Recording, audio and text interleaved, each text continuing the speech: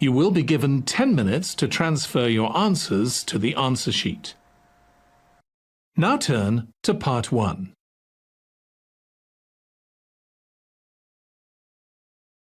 The test is in 4 parts, Part 1, Part 2, Part 3, and Part 4. Now look at Part 1.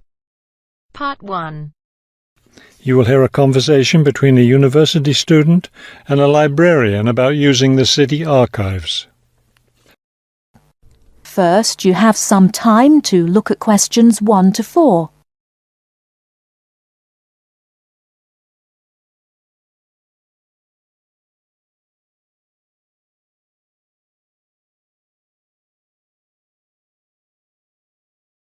Now we shall begin. You should answer the questions as you listen, because you will not hear the recording a second time. Listen carefully and answer questions 1 to 4.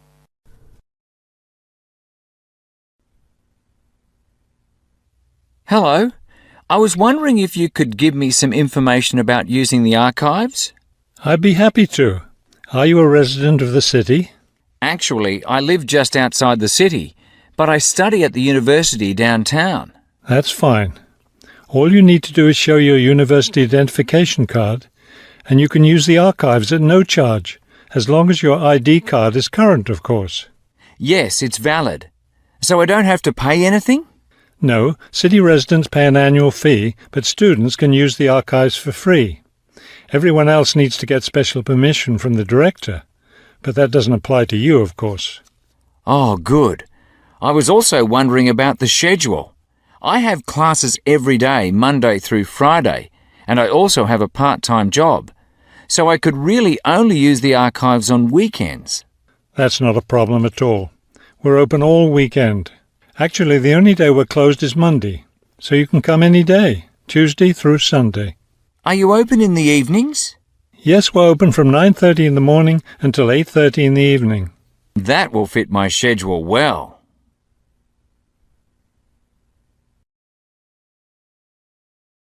Before you hear the rest of the conversation, you have some time to look at questions 5 to 10.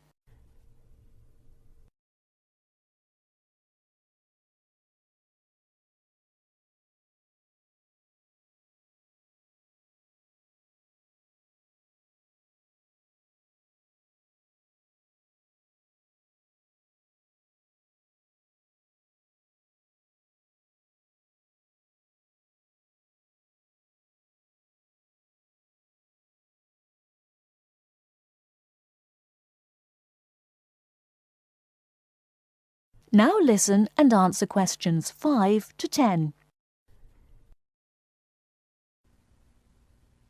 Is there something else I can help you with? Yes.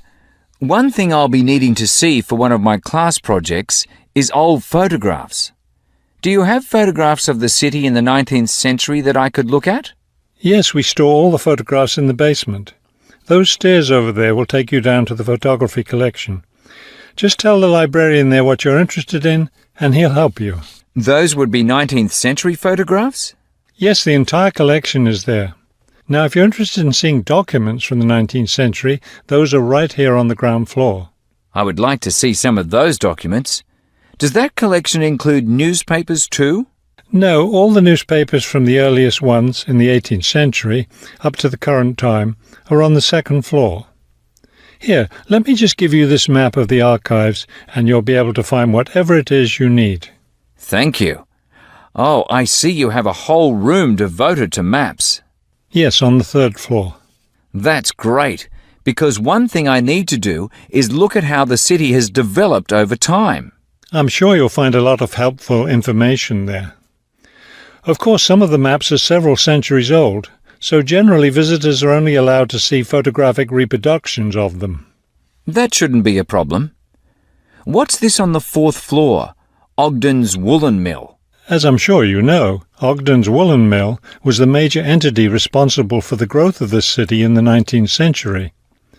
The Ogdeniers gave money for the archives to devote an entire floor to information about the history of the mill. Will I be able to find information about the Ogden family there? Photographs, personal papers, things like that? Probably the family photographs are stored downstairs in the photography collection. The personal papers would be on the 5th floor, where we keep all the personal papers of famous residents of our city. Thank you so much for your help. I'll be able to do a lot of my research here. That is the end of part 1. You now have half a minute to check your answers.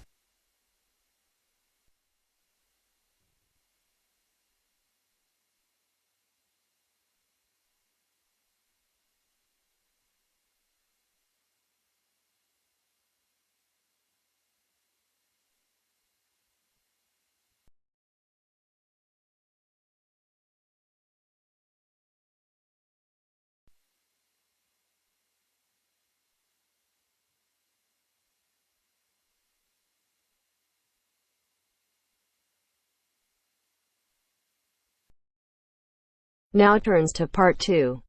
Part 2. You are going to hear a conversation. First, you have some time to look at questions 11 to 17.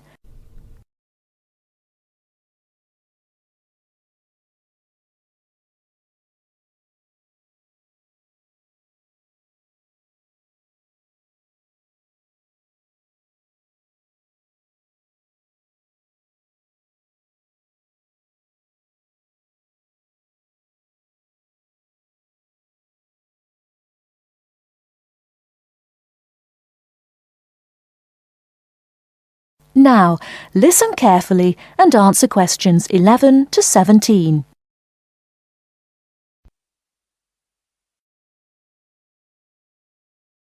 Rita speaking. What should I do for you? Oh, hi. I'd like to order some stationery. Could I know your name? Jackson Paris. Right. Can I just confirm your account number and the name of your company, Jackson? Sure. The number is 692411. 692411. Right. And you're from Rainbow Computer? No, the company is Rainbow Communications. Oh, OK. I'll just fix that on the system. Communications. And what would you like to order, Jackson? Envelopes. We need a box of A4, that is, normal size envelopes. White, yellow or manila? We'll have the plain white, please, but the ones with the little windows. OK, one box. A4, white. Just one box, was it? On second thoughts, make those 2 boxes. We go through heaps of envelopes. As a matter of interest, are they made from recycled paper? No, you can't get white recycled paper. The recycled ones are grey, and they're more expensive actually. Right, we'll stick to white then. Something else, Jackson? Yes, we need some coloured photocopy paper. What colours do you have? We've got purple, light blue, blue, light green, whatever you want pretty much. There are 500 sheets on the pack. Let me see. We're going to need a lot of blue paper for our new price lists. So can you give us 10 packs, please? Make sure it's the light blue, though. 10 packs of the light blue. Anything else that we can help you with? Let me think. What else do we need? I'm sure there was something else. Pens, paper clips, fax paper, computer supplies, office furniture. Oh, yes. We need floppy disks. Do you have those nice coloured ones? Yes, but they're a bit more expensive than the black ones. That's all right. I'm not paying anyway. Right, floppy disks. What about diaries next year? We've got them in stock already, and it's a good idea to order early. No, I think we're all right for diaries, but something we do need is one of those big wall calendars. You know, one that shows the whole year at a glance. Do you stock those? We certainly do. OK, can you include a wall calendar then, with the other stuff? Just make sure it's got the whole year on the one side. Sure. Before you hear the rest of the talk, you have some time to look at questions 18 to 20.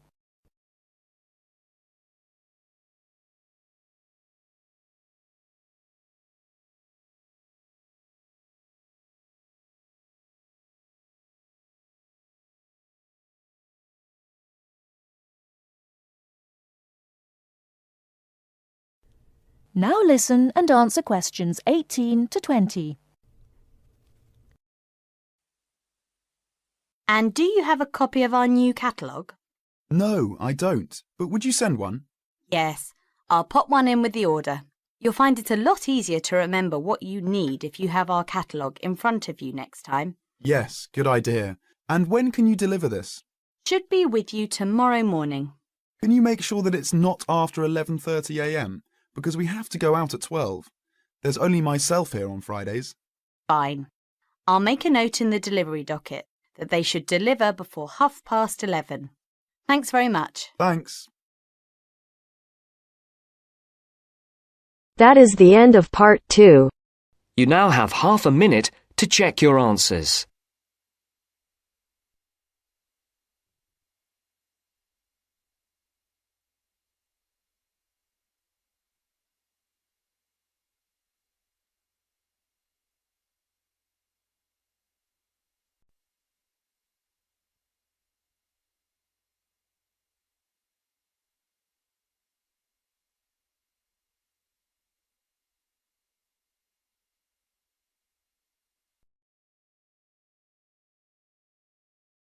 Now turns to part 3. Part 3. You are going to hear a lecture on ecology. First, you have some time to look at questions 21 to 25.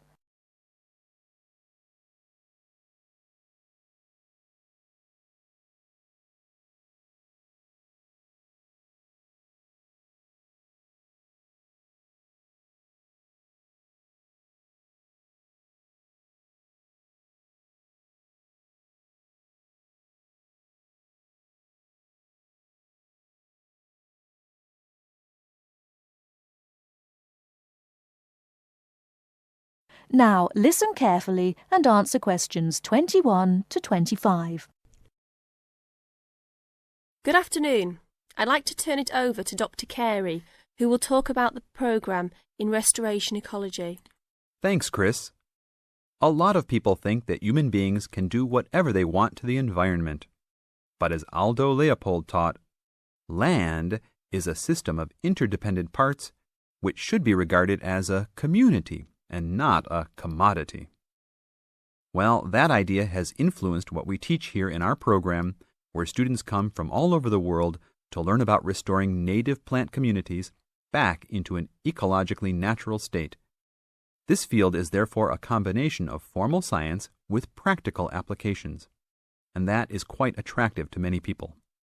We have students, for example, from many different nations who come just to take part in this unique program. Our location is also quite unique. We have the world's oldest restored native plant community in Curtis Prairie at the Wisconsin Arboretum. Some say that this is proof that the science of restoration ecology was birthed in Wisconsin. Well, that may be oversimplified, but our reputation is strong. But students don't have to study prairies only. One student, Edmund Mukala from the Congo, came to study restoring ancient wetlands in the Congo using knowledge gained from historic samples of the soil seed bank. Not all the seeds survived, but some can remain dormant for many years. Mr. Mukala wanted to find out what type of community would be most similar to that ancient seed bank. He has recently returned to the Congo and is now cooperating with the government to implement his findings.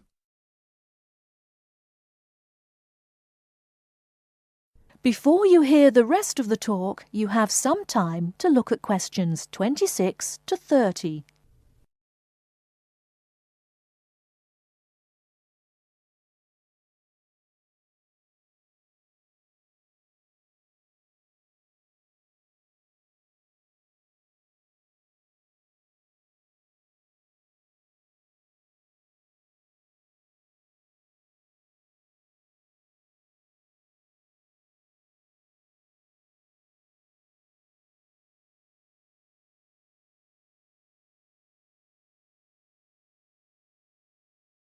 Now listen and answer questions 26 to 30. So the only prerequisite for doing research here is that it is a native plant community. That means not just prairies, but wetlands, woodlands, savannas, and other environments. We're proud of the diversity of research topics in our program. And we continue to grow. This year we have 32 new students from 8 different countries. When students first arrive, they begin rigid coursework in statistics, ecology, plant identification, and the theory of landscape change. Then they take part in internships at local conservation agencies such as the Arboretum, the Nature Conservancy, the Parks Department, and others. We find internships to be crucial in helping students apply the knowledge they have gained in the classroom. And we're proud to say that, since the beginning, we have graduated 277 students with master degrees from our programs and 122 students with PhDs. Some have gone on to bigger and better things. One graduate is now the director of the Worldwide Fund for Nature in China. Another is the director of Parks Development in California. And others now lead their own research departments in universities around the world. That is the end of part 3. You now have half a minute to check your answers.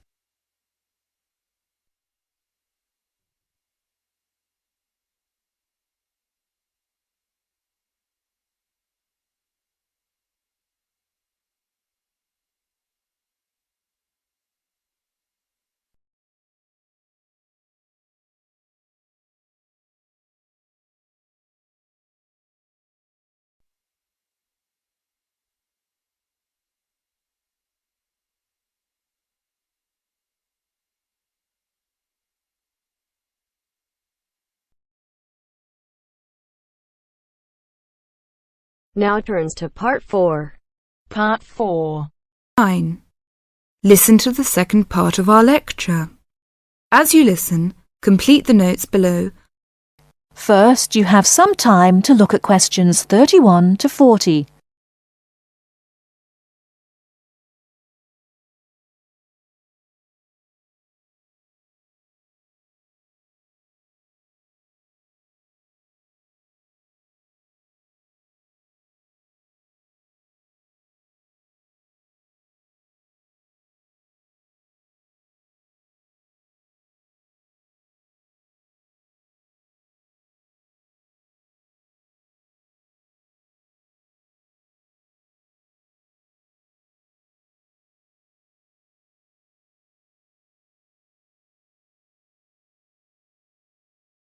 Now listen carefully and answer questions 31 to 40.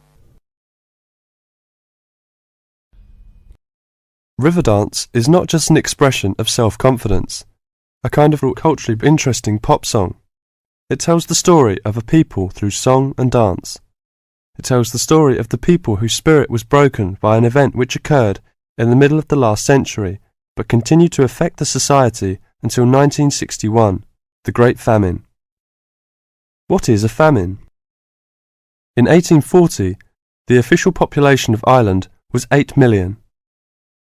They were largely poor and living in the countryside. They were beginning to have an interest in independence, and perhaps had things been different, Ireland might have been independent much earlier. But there was a serious problem in the agricultural system. All crops were grown to pay the rent of the land, and all that was grown to eat was the potato. This was fine until the potato crop failed, as it did from 1845 to 1848. The stories of what happened in those times live on in the popular culture of Ireland, and I won't tell them here, but the result was that 2 million people died or left the country by 1851.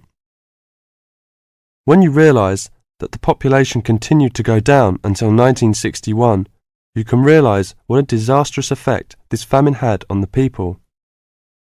Compared with China, imagine if the famine of 1960 reduced the population by a quarter and it kept falling to less than half of its pre-famine figure. Anybody with ideas left and went to England, America or Australia.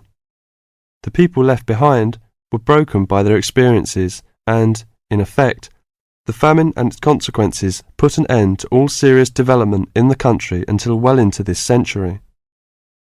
The Irish in Ireland lost all hope and self-confidence, and much of our modern culture is about the sadness of that time and the sorrow of saying goodbye to those who left and left well into this century. Ireland has the highest emigration rate of any country in Europe for the last 2 centuries. We even have an expression for this saying goodbye. It is called the American wake. It means the ceremony, like that of a funeral for someone going to America, because you will never see him or her again. Do you know why there is Irish music on the film Titanic? It is because most of the people killed were Irish. The leaving continued until the 1970s because independence in 1921 was followed by a civil war and an economic depression. Almost every family in Ireland has relatives abroad, and up to the 60s in some places, of a class of 30 graduating from high school all left. Along the west coast, closed-up houses from that time falling into ruin are still common. That is the end of part 4. You now have half a minute to check your answers.